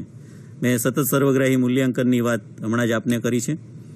બહુભાષિતા અને ભાષા અધ્યયનની તાકાત શું છે એ આપણે વિદ્યાર્થીઓને બતાવવાની છે. સૂચનાનું માધ્યમ એટલે મીડિયમ ઓફ ઇન્સ્ટ્રક્શન છે એ શરૂઆતના ધોરણની અંદર માતૃભાષા, પણ અહીંયા લખ્યું છે આપણે સમજવા જેવું છે, ઘરની ભાષા. ઘરની ભાષા દરેકની માતૃભાષા, એટલે એને માટે એ માતૃભાષા છે, પણ એક સિસ્ટમ તરીકે આપણે માતૃભાષા તરીકે આપણે ગુજરાતી મૂકીએ છીએ તો ડાંગી જુદી છે, કચ્છી જુદી છે, ભીલી જુદી છે, ગામેતી જુદી છે, એટલે એક વિસ્તાર બદલે છે. એમ જ્યાં જે બોલે છે તો બાળક જ્યારે શાળામાં આવે છે ત્યારે ઘરની ભાષા અને શિક્ષક બોલે છે જે માન્ય ભાષા, એની વચ્ચે બાળકને ખૂબ જ દ્વિધા ઊભી થાય છે, સમજી શકતો નથી, કોમ્યુનિકેશન બરાબર થઈ શકતું નથી. ત્યારે એ સ્થાનિક ભાષા કે ઘરની ભાષાના સ્વીકારની વાત NCFમાં પણ છે, અહીંયા એનો પુનઃ ઉલ્લેખ કરવામાં આવ્યો છે. બીજી વાત છે કે ભારતની ભાષાઓ, માત્ર આપણે માતૃભાષા કરીને એવી નહીં કહેતા, શરૂઆતના તબક્કે જરૂર છે, પરંતુ આગળ જઈને ભારતની અન્ય ભાષાઓ પણ શીખે એને માટે પ્રોત્સાહન આપવાની વાત છે. છેલ્લા કેટલાક વખતથી ભાષા સંગમ જેવી પ્રવૃત્તિ દ્વારા આપણું ટ્વિન સ્ટેટ છે એ છત્તીસગઢ છે, તો છત્તીસગઢમાં બોલાતી ભાષા માટે આપણે પ્રોત્સાહન છે, એના કલ્ચર વિશે જાણવાનું ગુજરાત છે, ગુજરાતનું એમને જાણવાનું, એવું એક તબક્કે થયું હતું. ભાષા સંગમની પ્રવૃત્તિની અંદર 5 વાક્યો ગત વર્ષે આપવામાં આવ્યા હતા કે તેલુગુમાં કેમ છો ને શું કહેવાય, તમિલમાં શું કહેવાય, મરાઠીમાં શું કહેવાય, તો બાળકો એકબીજાના કલ્ચરથી ધીમે ધીમે નજીક આવે. એ તો પ્રાથમિક તબક્કાની વાત કરું છું, પણ અહીંયા ભાષા પડોશી રાજ્યના શિક્ષકોની મદદ લેવી એવો પણ ઉલ્લેખ છે. અને આપણે સૌ જાણીએ છીએ, જ્યારથી ભણતા થયા છીએ ત્યારથી 3 લેંગ્વેજ ફોર્મ્યુલાની વાત આપણે સમજીએ છીએ, પરંતુ લેંગ્વેજ લોડ આપણે ત્યાં 3 લેંગ્વેજને બદલે 4 લેંગ્વેજ છે. પરંતુ તરત જ 4 લેંગ્વેજ કાઢી શકાશે નહીં. અહીંયા નીચે લખેલું છે કે તમામ ક્લાસિકલ ભાષાઓને શાળામાં વિકલ્પ તરીકે ઉપલબ્ધ કરાવવામાં આવશે. સંસ્કૃત જેવી ભાષા છે અને ક્લાસિકલ લેંગ્વેજનો સમાવેશ થાય છે, એ ભાષાઓનું મૂળ છે. તો કેવી રીતે આપણે આગળ ભાષા અને કલ્ચરનું એક ચેપ્ટર છે એમાં આપણે એની વિગતવાર ચર્ચા કરીશું. શાળાઓએ શું કરવાનું છે તો મેં આપને કહ્યું શરૂઆતમાં, એક શાળા સંકુલ, આજુબાજુની શાળાઓએ જોડાણ કરીને એકબીજાનો શક્તિનો કેવી રીતે ઉપયોગ કરી શકાય, એકબીજાના શાળામાં જે ફિઝિકલી રિસોર્સ કે હ્યુમન રિસોર્સનો ઉપયોગ કેવી રીતે કરાય એનું સરસ મજાની વિચાર મૂકેલો છે. બાલભવન અત્યારે અસ્તિત્વ છે, દેશ લેવલે દિલ્હીમાં છે, અહીંયા આપણા રાજ્ય કક્ષાનું બાલભવન કદાચ રાજકોટમાં છે, પરંતુ અહીંયા તો સંકુલ દીઠ બાલભવનની વાત અહીંયા કરવામાં આવી છે. તો બાલભવનની સાથે સાથે શાળાઓમાં જે સંસાધન છે એનો મહત્તમ ઉપયોગ થાય, સામાજિક ચેતનાનું કેન્દ્ર એ શાળા બને. શાળાના ક્લાસ ચાલે છે ત્યાં સુધી બરાબર છે, પરંતુ 5 વાગે શાળાનો સમય પૂરો થઈ ગયો, એની લાઇબ્રેરીનો ઉપયોગ આખા ગામ કેવી રીતે કરી શકે, એ નાના રમતના મેદાનનો કેવી રીતે ઉપયોગ કરી શકે, એમને ત્યાં સંગીતના કે ચિત્ર માટેના જે શિક્ષકો છે, જે વ્યવસ્થાઓ છે, એ બધાનો ઉપયોગ એક સામાજિક ચેતના કેન્દ્ર તરીકે શાળા ઉભરીને બહાર આવે એના માટેની જોગવાઈ એ સૂચન સરસ ભલામણ છે એ આમાં કરી છે. અને ખરેખર એને કારણે શાળા છે અત્યારે કોવિડના ટાઈમમાં પણ શિક્ષકનું જે મહત્વ વધ્યું છે, પણ શાળા જો સામાજિક ચેતના કેન્દ્ર બને તો આપણા સૌના અસ્તિત્વનો સ્વીકાર પણ સરસ રીતે થાય અને પુનઃ ફરીથી શાળા એ ગામનું કેન્દ્ર બની શકે.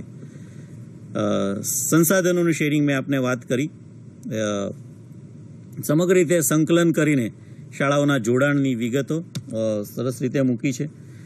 શાળાની માન્યતા માટે અને માનાંક નિર્ધારણ માટે આરટીઈમાં પણ જોગવાઈ છે એ પ્રમાણે.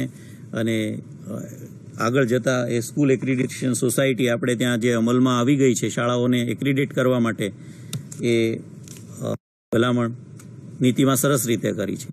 ટ્રેનિંગ કેવી હશે આ શિક્ષકોની? તો કે 2030 સુધીની અંદર 100% 4 યર ઇન્ટિગ્રેટેડ બીએડ હશે. આને સમજવા માટે આપણે ઉચ્ચ શિક્ષણની અંદર જે મલ્ટીડિસિપ્લિનરી એપ્રોચ કયો છે એ જ એપ્રોચ ધીમે ધીમે બીએડની અંદર આવે. બીએડ પણ એવી જ કોલેજોની અંદર ચાલતા હશે જ્યાં સાયન્સ પણ હોય, કોમર્સ પણ હોય, આર્ટ્સ પણ હોય, આર્ટ પણ હોય. તો એવા બધા જ વિદ્યાર્થીઓની સાથે એને જેમાં રસ છે, ચિત્રમાં જ રસ છે, તો એ સાથે ભણતો પણ જાય અને સાથે એને શિક્ષક થવાની ટ્રેનિંગ પણ મળતી જાય. એવી સંસ્થાઓમાં અત્યારે જે સ્ટેન્ડ અલોન ઇન્સ્ટિટ્યુશન છે એમાંથી આવી મલ્ટીડિસિપ્લિનરી કોલેજોમાં એનો ભાગ બને એવી જોગવાઈ છે. 2 વર્ષનું ક્યારે બને, 1 વર્ષનું કેવા લોકો માટે ઉપલબ્ધ થશે એની વિગતો સરસ રીતે આપી છે. શિક્ષણ પ્રશિક્ષણના ચેપ્ટર વખતે એની ચર્ચા કરીશું. તો શિક્ષણ પ્રશિક્ષણમાં એટલે કે તાલીમમાં 2021 સુધીમાં નવી તેમજ સર્વગ્રાહી એનસીએફ ટીચર એજ્યુકેશન તૈયાર કરવામાં આવશે, જેને આધારે બધા જ અભ્યાસક્રમો છે ટીચર એજ્યુકેશનના, BEd, MEd, PTC, DElEd, DPSC વગેરેના, એ બદલાવવામાં આવશે. શૈક્ષણિક રીતે સક્ષમ એવી મલ્ટીડિસિપ્લિનરી અને ઇન્ટિગ્રેટેડ શિક્ષણ પ્રશિક્ષણ યોજના વિકસાવવામાં આવશે, ઉપલબ્ધ કરાવવામાં આવશે. નેશનલ ટેસ્ટિંગ એજન્સીનો કેવો રોલ રહેશે એના મારફત જ એડમિશન થશે. બધા શિક્ષક પ્રશિક્ષણના કાર્યક્રમો છે એ સંયુક્ત રીતે મલ્ટીડિસિપ્લિનરી સંસ્થાઓમાં જ હાથ ધરવામાં આવે. અને છેલ્લે વાત કરી છે ટેટ તમામ સ્તરે લેવામાં આવશે. ફરીથી આપણે યાદ કરવું જોઈએ કે ગુજરાત આપણું રાજ્ય કેટલું એડવાન્સ છે. ટેટ માત્ર આરટીઈની અંદર આપણે એલિમેન્ટરી એટલે કે 8 ધોરણ સુધીના શિક્ષકો માટેની જ જોગવાઈ કરવામાં આવી છે, પરંતુ આપણા રાજ્યમાં 12મા ધોરણ સુધીના શિક્ષકોની ભરતી, હેડ ટીચરની ભરતી, આ બધા જ માટે ટેટ છે એ ઉપલબ્ધ કરાવવામાં આવે છે. શિક્ષકની ભરતીની ટ્રાન્સપરન્સી જોશી સાહેબ વાત કરશો. આમાંની મોટા ભાગનું આપ કરો છો એટલે સ્લાઇડ આપશો.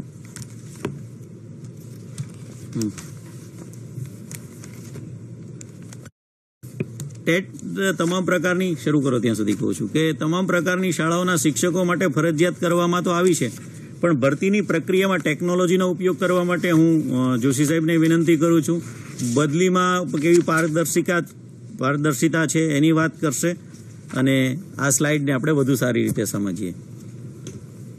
શિક્ષક ભરતી માટે ગુજરાત સરકાર દ્વારા 2010માં પ્રાથમિક શિક્ષકોની ભરતી માટે ગુજરાત રાજ્ય શિક્ષક પસંદગી સમિતિની રચના કરવામાં આવી હતી અને છેલ્લા 10 વર્ષથી પ્રાથમિક શિક્ષકોની ભરતી આ સેન્ટ્રલી રિક્રુટમેન્ટ એજન્સી મારફતે થાય છે.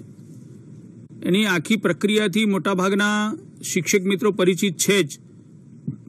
તેમ છતાં ટૂંકમાં કહું તો એ જે કોઈ પણ ઉમેદવાર છે, ઉમેદવાર જ્યારે ઓનલાઈન એને અરજી કરવાની હોય છે, ઓનલાઈન અરજી કર્યા પછી એણે રિસીવિંગ સેન્ટર ઉપર પોતાનું ફોર્મ જમા કરાવવાનું હોય છે. ત્યાં આગળ એના ફોર્મનું અને એના ઓરિજિનલ સર્ટિફિકેટનું વેરિફિકેશન થાય છે. એની જે ફી છે એ પણ એણે ઓનલાઈન ભરવાની હોય છે. વેરિફિકેશન થયા પછી એની અરજી માન્ય છે કે અમાન્ય એ ત્યાંથી સૂચના આપવામાં આવે છે. એ પ્રમાણે જો શિક્ષક ઉમેદવાર ઈચ્છે તો ફરીથી પાછી પોતાની અરજી પણ કરી શકે છે અને ત્યાર પછી આપણે ઓનલાઈન સિસ્ટમથી એનું મેરિટ જનરેટ કરીએ છીએ, જેને પ્રોવિઝનલ મેરિટ કહીએ છીએ.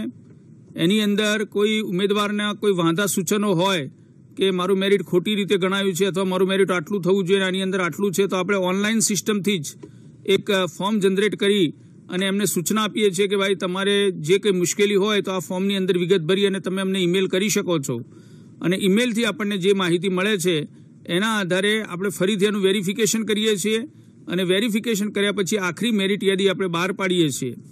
મેરિટ યાદી બહાર પાડ્યા પછી આપણે તબક્કાવાર જે જગ્યાઓ ભરવાની છે એ ભરવાના ઉમેદવારોને તબક્કાવાર આપણે એક જગ્યા પર બોલાવી અને ઓનલાઈન સિસ્ટમથી એમને જગ્યાની પસંદગી પણ આપણે આપીએ છીએ, અને એને એ જ દિવસે એમનો જે ઓફરિંગ લેટર છે એની કોપી પણ આપણે એમને એ કેમ્પસ છોડે પહેલાં એમના હાથમાં આપીએ છીએ. ત્યાર પછી સમગ્ર રાજ્યમાં આપણે એક દિવસ નક્કી કરીએ છીએ કે આ દિવસે જે સ્થળ પસંદગી છે જિલ્લા કક્ષાએ તો જિલ્લા કક્ષાએ પણ કેમ્પ કરવામાં આવે છે.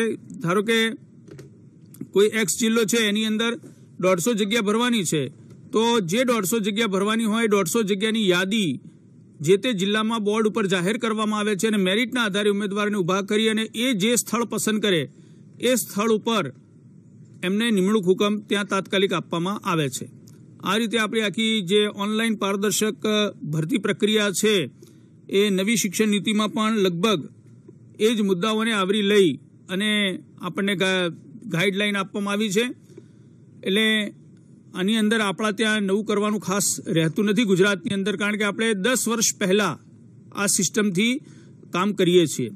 એની સાથે સાથે આપણે ત્યાં બદલીઓ જે પ્રાથમિક શિક્ષકોની જે બદલીઓ થાય છે એના માટે પણ જિલ્લા આંતરિક બદલી માટે ઓનલાઈન ટ્રાન્સફર આપણે કરીએ છીએ, અને એની અંદર પણ શિક્ષકે કોઈ જગ્યાએ કોઈના સંપર્કમાં આવ્યા વગર પોતાનો જે બદલીનો હુકમ છે એ પણ ઓનલાઈન એણે પોતાની જાતે જનરેટ કરી અને પ્રિન્ટ લઈ લેવાની છે. એ પ્રકારની સિસ્ટમ આપણે ત્યાં પ્રાથમિક શિક્ષણમાં આપણે કરેલી છે. એટલે જે શિક્ષક ભરતીની જે પારદર્શક અને ટ્રાન્સફરની જે પારદર્શક સિસ્ટમની જે વાત છે એ બંને મોડ્યુલ ગુજરાતની અંદર અત્યારે હાલ કાર્યરત છે. એને થોડાક આપણે વધારે વિકસાવી શકીશું. આવતા સમયમાં આપણે જિલ્લા ફેરબદલી જે કરવાની થાય એ પણ ઓનલાઈન કરવી, કેવી રીતે કરવી એના માટે વિચારણા ચાલી રહી છે, અને એ સિસ્ટમ પણ આપણે દાખલ કરવાના છીએ, જેના કારણે કોઈ જગ્યાએ આખા રાજ્યમાં કોઈ સિનિયોરિટી લિસ્ટ જ ના હોય, અને જે કોઈ ઓનલાઈન અરજી થાય એનો જે તે વર્ષે નિકાલ થાય, અને એ વર્ષે જેનો નંબર ના લાગે ફરીથી નવા વર્ષે નવેસરથી પાછા ઓનલાઈન અરજીમાં ઊભા રહી શકે. આ પ્રકારની સિસ્ટમ ગોઠવવા માટે અત્યારે વિચારણા ચાલી રહી છે, અને એ માટે પણ આપણે આપણું જે સોફ્ટવેર છે એની અંદર થોડાક અપડેશનની આવશ્યકતા છે એ કરાવી અને એની અંદર આપણે આગળ વધવા માગીએ છીએ. એટલે આ જે બે બાબતો નવી શિક્ષણ નીતિની છે એ ઓલરેડી ગુજરાત સરકારની દૂરંદેશીતાને કારણે 10 વર્ષ પહેલાં આપણા ગુજરાતમાં એનો અમલીકરણ થઈ ચૂક્યું છે, અને અત્યારે માત્ર હવે આપણે નવું કરવું હોય તો એની અંદર એને વિકાસ કેવી રીતે કરવો, આગળ કેવી રીતે વધારવું એટલી બાબતો જ વિચારવાની બાકી છે.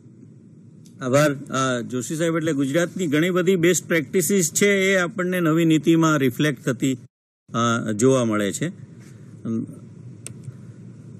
હવે શિક્ષકોના સશક્તિકરણ, તાલીમની જ માત્ર વાત કરવામાં આવી નથી, અને કેરિયર ડેવલપમેન્ટની પણ વાત છે કે એ પૂર્વ પ્રાથમિક શિક્ષણમાં ભણાવતો હોય તો આગળ કેવી રીતે માધ્યમિકને ઉચ્ચતર માધ્યમિક સુધી જઈ શકે, મેરિટ આધારિત કેવી રીતે એમની પસંદગી થાય, શાળાની ભૌતિક સુવિધાઓ બહેતર બનાવીને વર્ગખંડ એટલે કે શાળામાં આપણે સારું પરિણામ આપી શકીએ એના માટે શું કરી શકાય, સ્કૂલ લીડરશિપ માટેના કેટલાક કોન્સેપ્ટથી આપણે પરિચિત થતા જઈએ છીએ. એમ કે કન્ટિન્યુઅસ પ્રોફેશનલ ડેવલપમેન્ટ, આપણે ટ્રેનિંગ લીધી પ્રી સર્વિસ એ પૂરતી નથી. જિંદગી અને સમાજ સતત બદલાતો જાય છે. એ બદલાતો સમાજ કે બદલાતો દેશ છે એની અપેક્ષાઓને પરિપૂર્તતા માટે આપણે કન્ટિન્યુઅસ પ્રોફેશનલ ડેવલપમેન્ટ કેવી રીતે કરી શકીએ એની પણ વિગતો એમાં આપવામાં આવી છે. કેટલાક કી ફોકસ એરિયા જે સસ્ટેનેબલ ડેવલપમેન્ટ ગોલને ધ્યાનમાં રાખીને આ મૂકવામાં આવ્યા છે એની ટૂંકમાં વાત કરીશું. કે આપણે જ્યારે સાર્વત્રિકરણની વાત કરીએ છીએ ત્યારે આપણે 100%ની વાત કરીએ છીએ, અને 100%માં રહી કોણ જાય છે, કોણ એક્સક્લુડ થાય છે, એ બધાને ઇન્ક્લુડ કરવા એવું નથી, પણ એને પણ ગુણવત્તાયુક્ત શિક્ષણ મળે એના માટેના વિવિધ પ્રયાસો, વિવિધ રીતો આમાં આપેલી છે. પહેલું છે કે સામાજિક આર્થિક વંચિત પછાત જૂથો છે એનું વર્ગીકરણ કરેલું છે. એક તો પહેલાં જાતિના આધારે છે. અત્યાર સુધી આપણે સ્ત્રીને પુરુષ એ જ રીતે જાતિગત જે બાયસ છે કે જાતિગત જે પ્રશ્નો છે જોતા હતા, આમાં ટ્રાન્સજેન્ડરનો પણ સમાવેશ કરવામાં આવ્યો છે. સામાજિક સાંસ્કૃતિક ઓળખ જે બની છે એને આધારે જુદા જુદા વર્ગોમાં શું હજુ જરૂરિયાત છે એમને પણ ધ્યાનમાં લેવી પડે. એવી જ રીતે ભૌગોલિક ઓળખની વાત છે કે ગ્રામ્ય વિસ્તારથી આવે છે કે શહેરી વિસ્તારથી આવે છે, અતિ પછાત વિસ્તારમાંથી આવે છે. સરકારે કેટલાક જિલ્લાઓને એસ્પિરેશનલ ડિસ્ટ્રિક્ટ જાહેર કર્યા છે. તો એસ્પિરેશનલ ડિસ્ટ્રિક્ટની અંદર ખાસ કરીને વિદ્યાર્થીઓની જરૂરિયાત કેવી છે એને એક સમાન સ્ટેજ મેઇન સ્ટ્રીમિંગમાં કરવા માટે શું શું જરૂરિયાત છે એને ઓળખીને એના માટેના પ્રયાસોની વાત છે. બાળકો માટે એટલે જે દિવ્યાંગ બાળકો આપણે કહીએ છીએ, ચિલ્ડ્રન વિથ સ્પેશિયલ નીડ કહીએ છીએ, એમાં જેટલી ડિસેબિલિટી છે એ બધાની કાળજી કેવી રીતે આપણે રાખી શકીએ, એમાં લર્નિંગ ડિસેબિલિટીનો પણ સમાવેશ કરવામાં આવ્યો છે. બહુ મોટી ચેલેન્જ આપણા માટે છે. આ બધા જે શાળાની બહાર છે અથવા શાળામાં છે પરંતુ આપણે એના પર ફોકસ નથી કરી શકતા, તો કેવી રીતે કરી શકાય એ આર્થિક સામાજિક બાબત પણ એક ઓળખ તરીકે આપવામાં આવ્યું છે. તો શાળા શિક્ષણના વર્ગ મુજબના અંતરને ઘટાડવા, ધ્યાન કેન્દ્રિત કરવા, અલગ વ્યૂહરચના બનાવવામાં આવે. દરેકની જુદા જુદા પ્રકારની જરૂરિયાત છે, એ જરૂરિયાત કેવી રીતે થાય. ઇન્ક્લુઝિવની સાથે આ ઇક્વિટીની ખાતરી છે. બધા માટે સમાન તકની વાત છે. ખૂબ નવી વાત ઉદ્યોગો માટે છે. એવી જ વાત અહીંયા SEZ મૂકેલું છે. અહીંયા જુદો સંદર્ભ છે. એટલે સ્પેશિયલ એજ્યુકેશનલ ઝોન્સ ડિક્લેર કરવાની વાત છે કે જ્યાં વંચિતોનું જૂથ મોટા પ્રમાણમાં છે, ત્યાં વધારે ફોકસ કરી શકીએ એને માટે એ સહેજની વાત છે. અનેક પ્રકારની વધારાની શાળાઓ શરૂ કરવાથી લઈને સ્કૂલ કાઉન્સેલરની આવી જરૂરિયાત રહે, એનો આત્મવિશ્વાસ વધારવા, એના કૌશલ્યો જુદા પ્રકારના છે પણ અહીંયા શાળાની જરૂરિયાત છે એવા પ્રકારના કૌશલ્ય વિકસાવવા માટે જુદા જુદા ઇન્ટરવેન્શનની વાત છે. તો એ રીતે આપણે ઇક્વિટી અને ઇન્ક્લુઝિવને જોવાનું રહે. આપણે જેન્ડરના સંદર્ભમાં સૌ શિક્ષક મિત્રો પરિચિત છે, વિશેષ વાત કરતો નથી કારણ કે આની ટ્રેનિંગ SSA મારફત વારંવાર થઈ રહી છે. જેન્ડર ગેપ ઓછો કરવા માટે, એની શાળાની અંદર એની સેફટી માટે શું શું કરી શકાય. ખાસ કરીને એવી બાલિકાઓ છે જેને અભ્યાસ છોડી દેવો પડ્યો છે અને પુનઃ શાળામાં લાવીને એની રહેવાની વ્યવસ્થા સાથે KGBVની વિશિષ્ટ વ્યવસ્થા આપણે ત્યાં છે અને નવી નીતિમાં એ 12મા ધોરણ સુધી લઈ જવાની વાત કંઈક કરવામાં આવી છે, જેનો અમલ પણ આપણે ત્યાં શરૂ થઈ ગયો છે. એવી રીતે દિવ્યાંગ બાળકોની વ્યવસ્થા વિશે પણ આપણે સારી રીતે પરિચિત છીએ. આવા બાળકોને કેવી રીતે શિક્ષણ આપી શકાય એને માટે રાષ્ટ્રીય કક્ષા NCTE અને RCI બંને સંકલન કરીને કોર્સ તૈયાર કરશે અને એનો અભ્યાસ કરવા માટે આપણને તક મળશે, જેથી આવા બાળકોને આપણે શાળાની અંદર ન્યાય આપી શકીએ. વ્યવસાયિક શિક્ષણનો તમામ સ્તરે વિનિયોગ એટલે વોકેશનલ એજ્યુકેશનની જેને આપણે વાત કરીએ છીએ કે બધા જ સ્કોલેસ્ટિક સબ્જેક્ટની સાથે સાથે વોકેશનલ એજ્યુકેશન જો હશે તો 21મી સદીમાં આવી સ્કિલની આપણી જરૂરિયાત રહેશે. ચોપડી કે ગોખણીઓ ભણે છે એને બદલે હવે એમને આજુબાજુના ઘેર નળ બદલી શકે, નાનું મોટું રિપેરિંગ કરી શકે, ઇલેક્ટ્રિકનું કરી શકે, એ ગામડામાં રહેતો હોય તો એ ખેતી વિશે જાણે, બાગાયત વિશે જાણે, જુદી જુદી કારીગરો છે એનો એમની પાસે તેને શીખવાની તક મળે. તો નાના પાયે પ્રાથમિક શિક્ષણમાં શરૂ કરવાનું, પરંતુ આગળ જઈને એના એવું રસ ડેવલપ થાય જેથી એ 12મા ધોરણ પછી આવા પ્રોફેશનલ કોર્સની અંદર જઈ શકે. એટલે શિક્ષણ ક્ષેત્રે એટલે અપર પ્રાઇમરીથી લગભગ વોકેશનલ એજ્યુકેશનનો સ્વીકાર એ અહીંયા નવી બાબત તરીકે આપણે જોવી જોઈએ. અલબત્ત વર્ક એક્સપિરિયન્સની SUPWમાં એમના મૂળ રહેલા હતા, પણ વિધિવત રીતે 6ઠ્ઠા ધોરણથી ઇન્ટર્નશીપ સાથેની જે વાત કરવામાં આવી છે એ ખરેખર ખૂબ જ ઇનોવેટિવ વાત આ નીતિની અંદર મૂકેલી છે. પરખની વાત મેં આપને આગળ કહી છે એ મુજબ એક નેશનલ ટેસ્ટિંગ એજન્સી આપણને સૌને માર્ગદર્શન આપશે. વિશિષ્ટ પ્રતિભાશાળી વિદ્યાર્થીઓ માટે ધ્રુવ કરીને આપણા દેશમાં કાર્યક્રમ શરૂ થઈ ગયો છે. આવા વિદ્યાર્થીની ઓળખ કરીને એની સ્પેશિયલ ટ્રેનિંગ આપવા માટેનું આયોજન પણ ગત વર્ષથી રાષ્ટ્રીય કક્ષાએ શરૂ થયું છે. આવા વિદ્યાર્થીને ઓળખવા અને એની કયા પ્રકારની શક્તિ છે એ શોધી આપવાનું કામ આપણે સૌએ કરવું પડશે. એને કેમ ઓળખવા, તો એનો BEd અને DLEDના કોર્સમાં પણ સમાવેશ કરવામાં આવશે. અત્યારે જેમના સહારે આપણે છીએ એ ઓનલાઈન અને ડિજિટલ શિક્ષણ, પ્રતિભાશાળી બાળકોનું સન્માન કર્યું આપણે. હા, આજે આપ સૌએ બાયસેગના માધ્યમથી જોયું હશે કે જે બાળકો કન્ટિન્યુઅસલી 4 વિષયમાં 70-75% કરતાં વધારે માર્ક્સ મેળવ્યા છે એવા પ્રતિભા સંપન્ન બાળકોને આપણે ઓળખવાનું કામ સમાન સત્રાંત પરીક્ષા, વાર્ષિક પરીક્ષાને કારણે આપણે કરી શક્યા છીએ. એટલે એક સિસ્ટમ તરફ તો જઈ રહ્યા છે. આજે એમનું સન્માન પણ થયું. આપણે આગળ ચેપ્ટર લઈશું ત્યારે એની ચર્ચા કરીશું.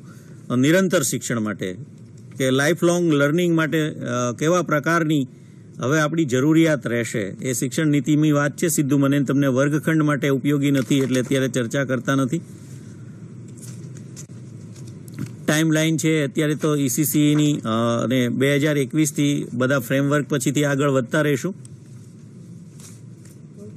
નવી બાબતો આમ તો અલગથી આપણે હવે કરવી નથી. સમય મળશે તો છેલ્લે કરીશું અથવા જે 8મી તારીખથી એક ચેપ્ટરની વાત કરીએ છીએ ત્યારે એમની ચર્ચા કરીશું. મને